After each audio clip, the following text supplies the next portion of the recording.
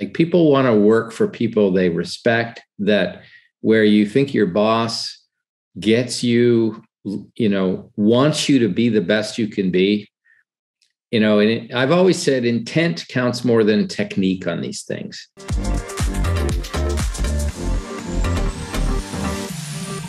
Hi, Dean. Thanks for being here today. I'm very excited to have you come to my channel. So first, can you please share with our viewers a little bit about yourself and your career journey? Well, thanks, V. Thanks for having me on. So I went to University of Western Ontario in London, and I started in math, honors applied math, and then I switched after 2 years to the business school, graduated with a degree from the Ivy Business School, and then I joined Mercer Human Resource Consulting and in the pension practice, and decided to become an actuary. So I wrote all my actuarial exams while I was working full-time at Mercer. I qualified in 1983, and I was at Mercer for 28 years, up to and including time in New York. I was living and working in New York City. And then at that moment, I decided to leave pension consulting, benefits consulting, and I joined Sun Life, where I've spent the last 16 years of my career, including the last 10 years as CEO. And I just retired last August. And now I'm in a new chapter where I'm working on new things. I'm working 1 day a week, 1.5 days a week, and learning new things. Yeah, that is great. And yeah, congratulations on your retirement 6 months ago. And thank you. It's nice to retire and also like to still work on something, right? So keep you like refreshed and have more energy and stuff. So back when you were a CEO, I would be very interested. I'm sure many viewers are as well. Like, can you describe with us like how a day as a CEO or how a week as a CEO was like? Yeah.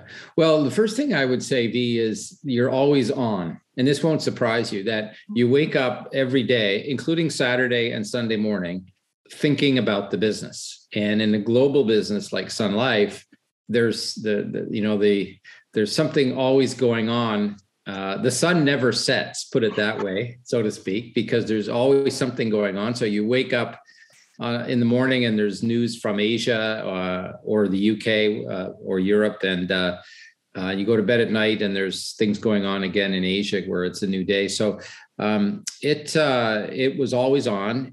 Tremendous variety, both in terms of content. So the subjects that you touched and had to dig into were spanned a tremendous breadth of topics and issues. And the people you engaged with were so many different stakeholders, not just shareholders or directors, clients, colleagues, partners, distribution partners, advisors, regulators, and special interest groups and politicians, and the list goes on and on and on. And so tremendous variety coming at you every day, a little bit like driving in a snowstorm with your high beams on.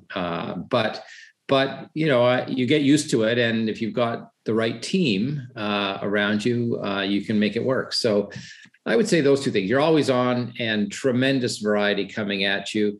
I guess the last thing I'd say is, those jobs require tremendous discipline around managing your calendar, because if you left it up to other people you would have your calendar completely booked with meetings that may or may not help you advance the business and get done what you need to get done. So being very mindful and thoughtful about how you spend every single hour, your precious time, and where you allocate it to, and being very deliberate about that was a key to success as a CEO. It's really for every leader, not just CEOs. Yeah, those are great tips and insights. What you say, like, it's like being intentional, being mindful on knowing what your priorities, because I would imagine you always have a zillion things that like coming at you, and then like pick and choose which one are the most important to accomplish and stuff. Also ask like, how, I guess, any tips or how did you kind of manage that work-life management in a way? Yeah. You know, I have been tremendously fortunate. My family, my wife and three kids, were very supportive of me and the work that I do. And in the last 10 years, my wife has been able to travel with me to Asia and to other parts.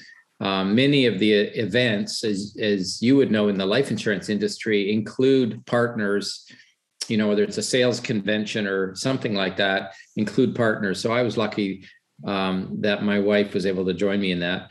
I think you do have to find, you have to make time for yourself.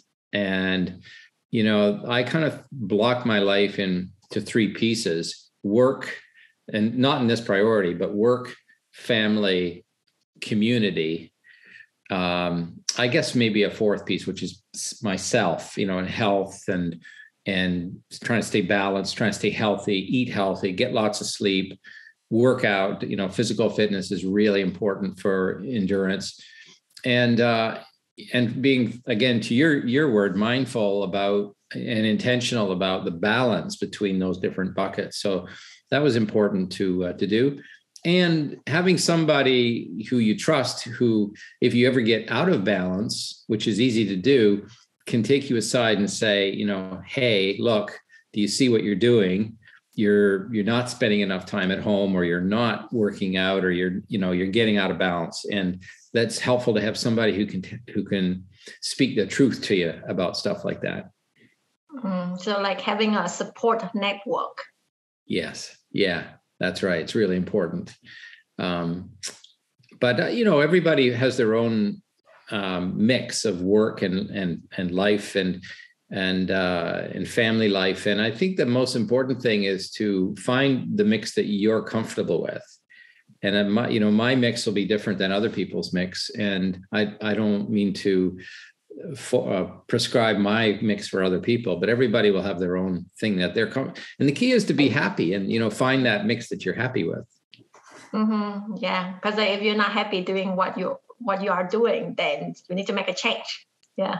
Yeah, and it's even more than happy. It's like you love it. Like I was lucky. I did jobs that I loved to do.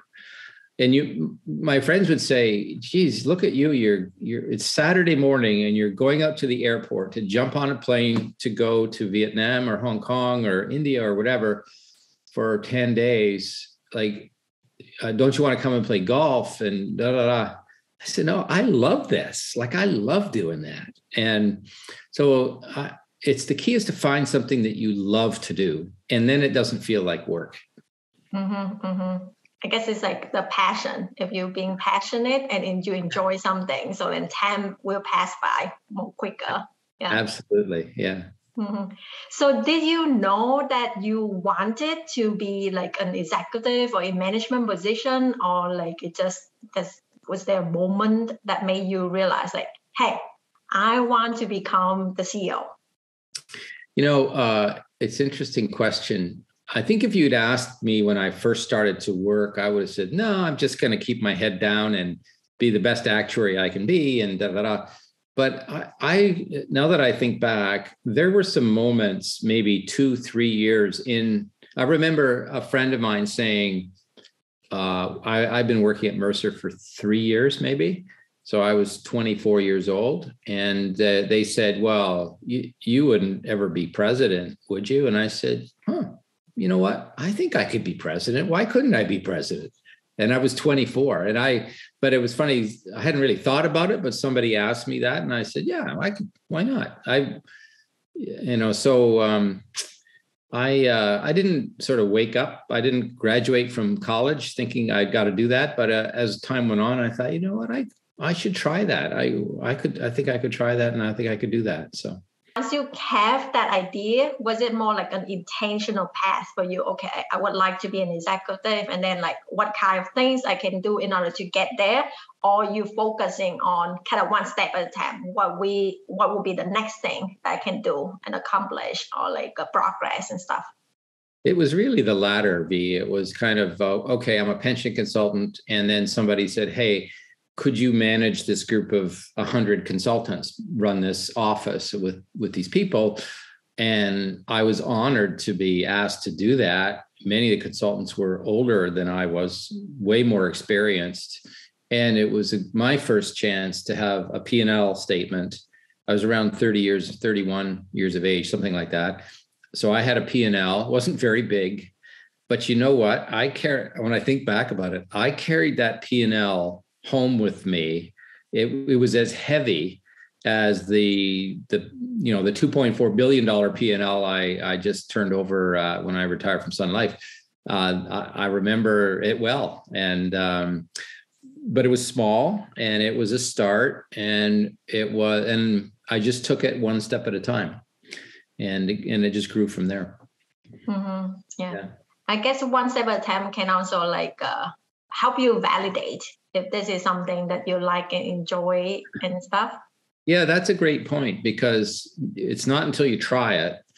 And there were many people in consulting, for example, who tried management, who tried leadership, and said, you know what, it's not what I love to do. I don't like listening to other people's problems and concerns. I would rather just do fantastic consulting work. And that was great that they would, that's an important job. So it's good that they realized that. So what was the hardest thing during your professional career? Was there any moment that you felt like giving up? And then if so, what helped push you forward? There was never a moment where I felt like giving up, but there was, and there's everybody's career, there's always flat spots. I remember spots where I thought, I don't feel like I'm moving ahead. I don't feel like I'm learning new stuff. I'm not growing. What I felt like I was just kind of cruising at the same altitude, and then something would change. Now, it always felt like it happened either too late or too soon. In some cases, I was asked to move, once I was asked to move to LA to run a piece of the business, and it just wasn't, from a family standpoint, it was just the wrong time. And I said no. But there was a moment, the toughest moment was, I was working in New York, and the leadership above me, so I was reporting to the head of Mercer globally, and he reported to somebody at Marsh McLennan Companies, and all those jobs changed in a very short period of time. And so all new leaders came in, and that was a big challenge for everybody. New leaders, different views, different vision for the company, different vision of what to do with the company, where to take it. And in the end, I resigned, and I came back to Canada, and I joined Sun Life. But it was a hard moment, because I was, as I reflected on it at the time, I thought, is it me? Is it them? We're not really connecting here. And in the end, it didn't matter. I just needed to, the way I got to the answer was I asked this question of myself: who do I want to work with for the next 10 years of my life? And when I asked the question that way, I thought, you know what, I want to work with other people that, anyway, I won't go into more detail than that, but that was a tough moment, and it all worked out great. In the end, I came back to Canada, and my wife was happy about that. And I got into Sun Life and learned a ton of stuff. And it was just a wonderful move. My only regret is I wish I had done it earlier in my career. Mm-hmm. Well, sometimes things just happen for a reason. So yeah. What will be, will be. Yeah. No, that's well said. Is it difficult to move from pension consulting into life insurance? There's advantage of having pension consulting experience than moving into insurance, or vice versa and stuff. Yeah, I think it's absolutely possible to move. I'm an example of that. There are many other examples of that. And the one thing I would say, though, is you have to make an investment in yourself. So when I started at Sun Life, it was 2006, and I knew this pension side of the business really well. I knew the benefits side, I knew the investment side. I did not know the life insurance side. agency distribution. I didn't know the annuity side, the variable annuity side very well. And so I had to go back to school in a way. I spent a lot of time, personal time, reading stuff, talking to people, making sure I really understood it. And I got to tell you, there was some pretty, it was tough because I was in a senior role and I was expected to, run these businesses, and I had to run like heck to figure out what was going on. I remember the first time I had to speak in front of investors, and these analysts are smart, right? They follow our companies and they know the numbers, they know the details. And I stood up there. I think I'd only been at Sun Life maybe 6 months, and the analysts knew more than I did at that moment. And it was challenging, but you get through those things. And the most important thing though is you learn. And so that transition is absolutely possible if you're prepared to invest in yourself and learn. And I loved it. I learned all kinds of new stuff. All the regulatory differences, capital, all the different capital regimes and accounting, and that's all new relative to pensions. But I tell you, your training as an actuary sets you up for that, right? You've got a mind that's logical and organized. You have to pass the exams. You study, you read, you can learn stuff fast, which you have to pass the exams. And if you put your mind to it, you can do it. Yeah, that's what I was thinking in mind, right? Oh, good thing we are actuaries. We used to studying and taking exams and stuff, and we are self-motivated and self-disciplined for this. Yeah, that's right. Exactly. Yeah. So from your experiences, what do you think are the skills needed in order to become a CEO, especially like to manage like a large corporation, multinational corporation? I did a leadership seminar just before I retired last year with the top 30 business leaders from around the Sun Life world. And I said, here are 10, and I apologize in advance. It's not 3 or 4, it's 10, but 10 important leadership principles that I'm happy to share with you now, V. And they apply not just to CEOs, but to any leader. The first one is getting things done. So you have really smart people, 2 really smart people, equally bright, equally knowledgeable, but somehow one person is able to get things done. How do they do it? They work with other people, they work with teams, they break big problems into smaller pieces and get them done. They stretch the timeline if they have to. They have a way, they're results focused as opposed to process focused, and they get things done. So that's number one. The second one is not just getting things done, getting the right things done. So back to being thoughtful about where you spend your time and where can you have the biggest impact. You could spend your whole day just answering email, and you go home at the end of the day and you say, what did I actually accomplish? And so what I started to do is say, what are the top 3 things I absolutely must get done in the next 90 days? That's a great question to ask yourself, by the way. And I don't mean get ready for the next board meeting. I don't mean the usual process stuff. I mean the stuff that on the margin is really going to push your part of the company forward. What are those top 3 things? The third one is this sense of time moving fast. And I think leaders generally give themselves too much time to get things done. And what I learned, my predecessor, Don Stewart, said something really, really prescient to me when I became CEO. He said, you'll turn around once and 5 years will be gone, and turn around a second time and the next 5 years will be gone. He was so right. And so what it meant for me, V, is to act quickly, to get things done early in my tenure as CEO, not wait, not overly study things, but get things done and getting it going. The fourth one is vision. And by that, I mean peripheral vision.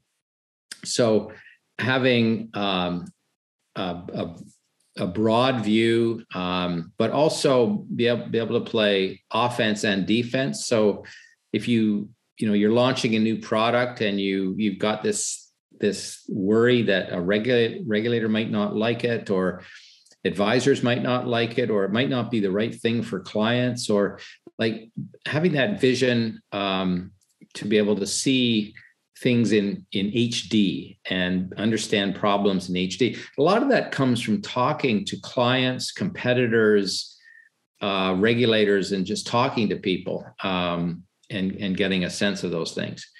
The fifth one is setting the bar high. So setting goals that are ambitious and achievable, and having the courage to take action.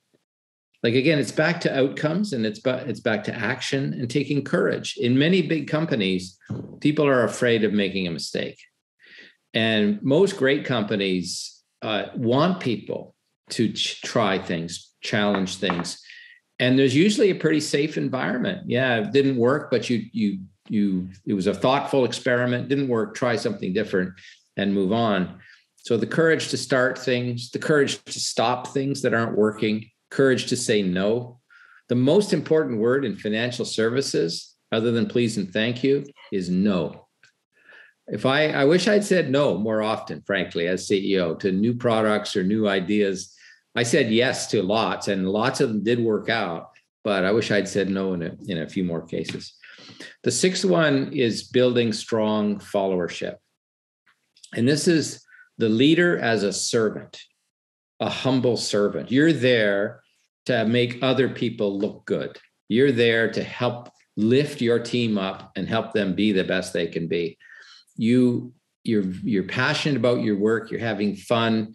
You're invested in the success of your people. You love it when they succeed.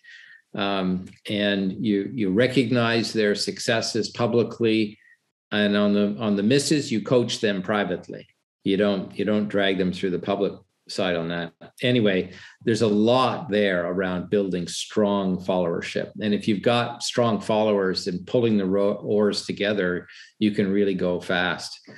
The seventh is continual learning, adaptive thinking, continual learning. That you've seen this T before, and too many actuaries, I think, are very narrow at the top, but a mile deep on the vertical. And generalists are really wide but can't go very deep. And I think to be a successful leader, you have to be able to do both. And you have to know when you go deep on something, you got to be able to get back to the surface quickly. So you can't go down and just spend a lot of time in the detail. You got to get down fast, figure out what's going on, get back up, and be able to move across and look at other issues. So I think that's really important. Continual learning. Somebody said, I'd rather be a learn-it-all than a know-it-all. I love that phrase. I'd rather be a learn-it-all than a know-it-all. The eighth one, and I apologize, this is a little long, but I apologize. No, I think these are great. Yeah, so thank you so much for sharing all of this. The eighth one is the ability to see things as they are. You know that old expression, the horse isn't dead, he's just resting. And you say, no, I think the horse is dead. This is the horse. I'm sorry, but the horse is dead. And the person's kind of thinking, no, he's not dead. He's just resting. Well, the ability to see things as they are, to be able to be realistic about how things are going, not overly positive, not overly negative, just realistic and pragmatic. That's a real skill. And sometimes, we get biases that stop that: confirmation bias, halo bias, recency effect, false consensus effect, where everybody's agreeing on something, and too much agreement in a way. The ninth one is self-awareness. So seeing yourself in the middle of a team, in the middle of work, and being aware of how you're performing, aware of how you're coming across, and having somebody who can, like I said earlier, kind of whisper in your ear and say, you know what, Dean, when you stood up in front of all those people and you said that went over really poorly, because this is what they heard. And I don't think that's what you intended. You need people like that who are honest with you and help you build that self-awareness. Because too many in as you get more senior in companies, there's too much of saying yes to the boss and supporting the boss. You need people around you who can be honest with you. Honest. The words we used in Sun Life were polite but direct. Polite but direct. I like it. And then the last one is around communication, and it's two-way communication. So as a leader, there's great power in storytelling, in telling stories. I think of it as sitting around a campfire, telling stories about the men and women that came before us, what they did, what they built, why they built this amazing company, what we're trying to achieve. The clients we're touching, the client stories we're touching that are unbelievably powerful stories, and telling those stories to people in ways that create an emotional connection to the purpose of the company. But the flip side is listening, and listening so hard that your head hurts, and listening for intent, and listening so you really understand where somebody's coming from. So there's an old saying, you were born with, 2 ears and 1 mouth, and you should use them in that proportion. So anyway, those are the 10 leadership ideas. Other people have other ones. I don't pretend they're the best, but those are the ones that I lived by and that I thought were effective. Yeah. I would say they resonate with me a lot as I'm moving up and then getting more leadership opportunities. And right from the first tip of get things done. Yeah, I can see. Yeah, at the end of the day, you do need to get things done. And to the last tip of listening and communications and building the team, because you cannot do it yourself.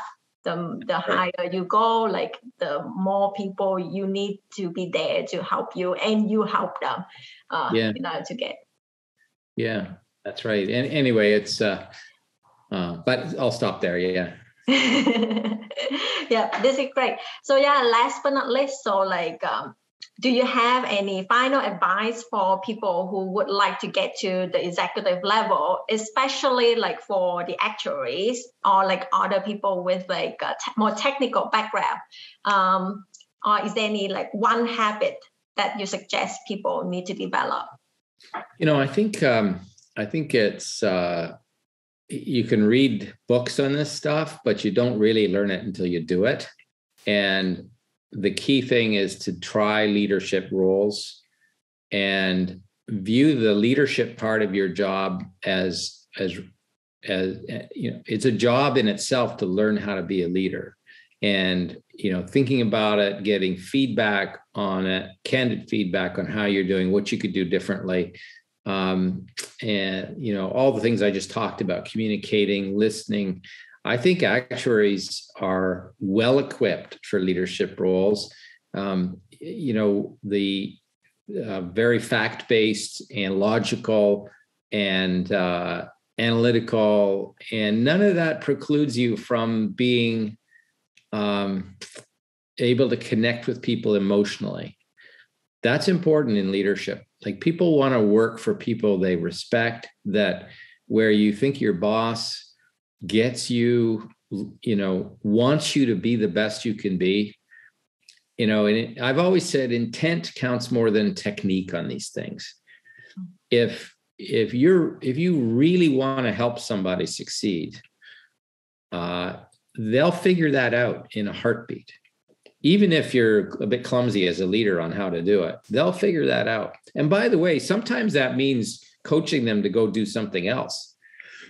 I had a guy I worked with once, and I wanted him to succeed. And I kept saying, you need to do this and you need to do that. And I don't see that. So you got to try that again and do it again. And it's not coming through.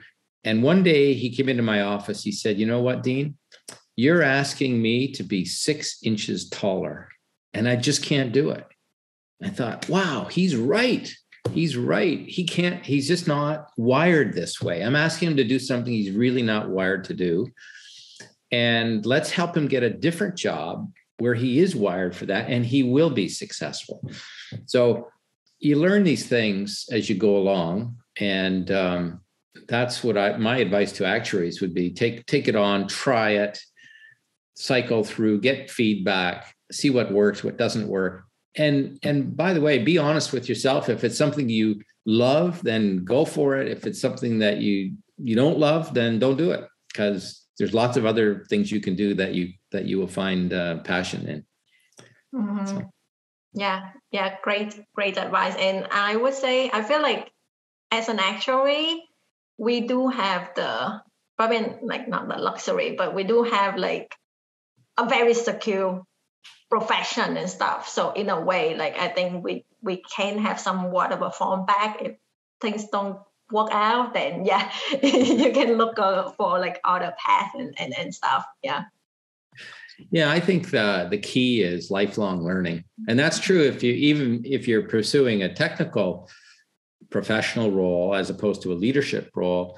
Even in technical professional roles, you have to keep investing in yourself and your knowledge. And I think data analytics is a great example of that. Actuaries are so well positioned to be the data analytic engines and geniuses of the future.